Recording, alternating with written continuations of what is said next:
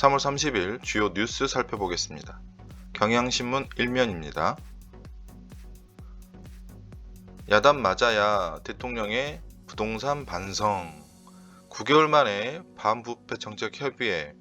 정치적 유불리 따지지 말고 수사를. 부패 근절, 개혁 추진 진정성 강조. 급속한 민심 위반, 되돌리지 미지수라는 어떤 비판적인 내용이 좀 담겨 있네요.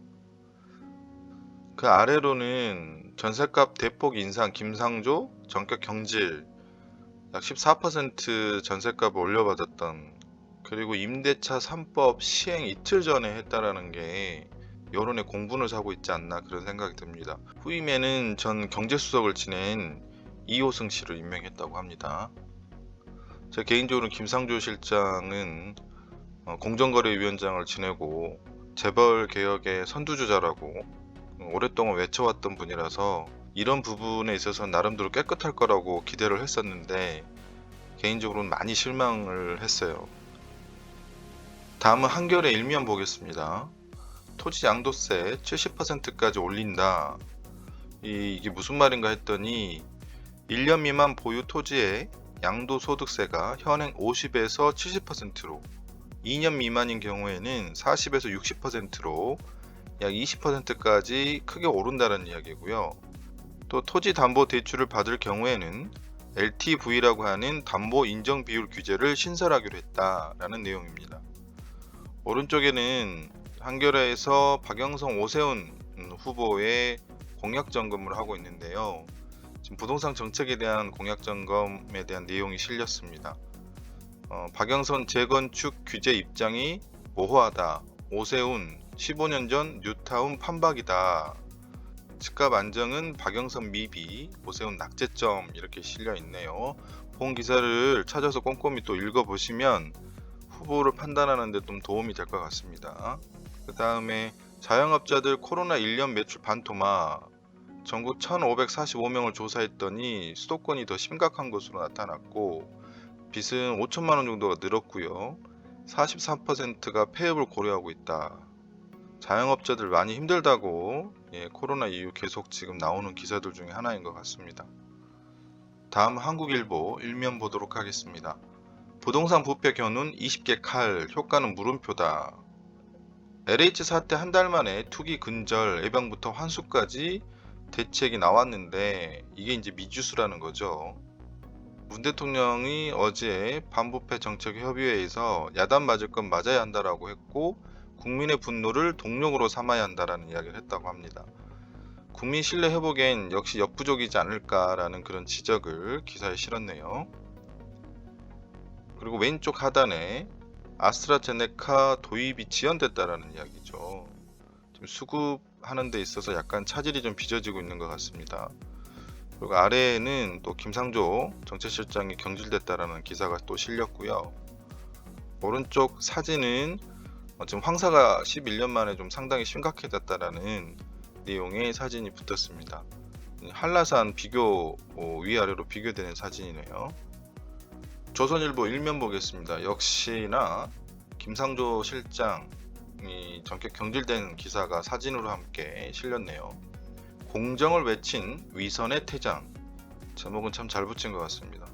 제가 앞서도 이야기했지만 참 안타까운 사실이에요. 인정하고 싶진 않지만 그만큼 배신감도 좀 큽니다. 아마 많은 분들이 저와 같은 심정이지 않을까 그런 생각이 드네요. 오른쪽에 게임 불매운동에 NC 주가 7% 급락. 이게 아이템 뽑기 확률이 0이라는 그런 기사를 제가 본 적이 있는데 그와 관련해서 NC 주가가 7% 급락했지 않았나, 이용자들이 분노하고 있다, 그런 내용의 기사입니다. 하단에는 서울 아파트 전세가 평균 6억, 그리고 매매가 평균은 11억 원 정도 된다라는 기사가 있습니다. 운동권 셀프 특혜, 여권 73년 민주유공자법 발의, 민주화 운동 관련 배우자 자녀, 교육, 취업, 의료 등 평생 혜택을 주는 관련법이 발의가 됐다는 이야기예요. 본 법안도 좌우 대립, 보수와 진보, 의견 대립이 좀 있지 않을까 하는 그런 생각이 드는 기사입니다. 동아일보 일면 보겠습니다. 들끓는 부동산 민심에 김상조 전격 경질. 뭐 말이 필요 없는 그런 상황이고요. 어제 대통령과 정세균 총리가 반부패 정책 협의회를 가졌지 않습니까? 그 이후에 정세균 국무총리가 LH 비리 수사 중인 정부 합동 특별수사본부 규모를 2배로 확대해 1,500명 이상으로 편성하겠다. 그리고 43개 검찰청에 부동산 투기사범 전담수사팀을 편성해 500명 이상의 검사, 수사관을 투입하겠다고 했습니다. 좀 판이 커지긴 했네요. 정부 여당이 지금 선거를 앞두고 대단히 다급한 상황에 놓여 있습니다. 이럴 만도 하죠. 나중에 이제 결과가 어떻게 나올지 좀 주목이 됩니다. 오른쪽 이제 황사 이야기가 여전히 나왔고요. 아래 기사는 또 미얀마 사건에 대한 기사입니다. 27일 날이 그 미얀마 군의 날, 미얀마 국군의 날이라고 하는데 이날 국군이 이제 미얀마 군이 114명을 학살을 했는데 군부는 만찬을 했다라는 그런 기사가 실렸네요. 하단에는 여야 의원들도 전세보증금 5% 넘게 올렸다. 조응천, 김홍걸, 주호영 등 전세자금 최고 61.5% 인상. 임대차 3법 시행 전 계약 갱신했다. 이들은 신규 계약을 해서 해당이 안 된다라고 해명했다고 합니다. 물론 법적으로 문제가 안 되지만 정치인에게는 법 이전에 도덕적으로 평가를 받는 게 당연합니다. 지금이 왜 국민들이 이렇게 민심이 사나운지를 잘 새겨야 될 것 같아요. 중앙일보 일면 보겠습니다. 100만 중하위권 공무원 재산 등록 날벼락. 정부와 여당이 공직자의 부동산 투기 근절을 위해 공직자 재산 등록 범위를 9급 하위직 공무원까지 확대하는 안을 내놓자 공무원들이 반발하고 있다. 그와 관련 기사입니다. 이게 9급 공무원뿐만 아니라 공공기관 직원까지 포함한다고 하죠. 이와 관련해서 또 김상조 실장 경질에 대한 이야기도 실린 것으로 보입니다. 그리고 사진은 지금 어제 황사가 대단히 심했다고 하잖아요. 제주, 대구, 서울, 광주의 황사가 얼마나 심했는지를 보여주는 사진입니다.